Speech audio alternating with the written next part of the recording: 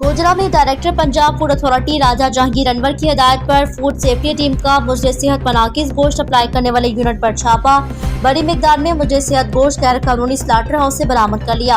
कार्रवाई deputy director की सरबराही में लाइव स्टॉक ऑफिशियल व पुलिस की हमरा की गई।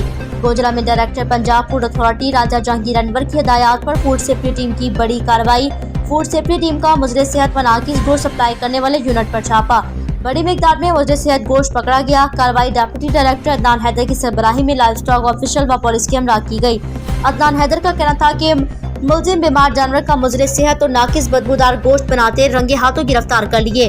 मुजरे सेहत व नाकिस गोश्त मौके पर ही तल्फ। मुलजिम के खिलाफ मुकदमा दर्ज। गोश्त फरोख्त की गर्ज से मुख्तलिफ जगहों पर सप्लाई किया जाना था। नाकिस व मुजरे सेहत गोश्त बेचने वालों के खिलाफ भरपूर कार्रवाइयाँ जारी हैं।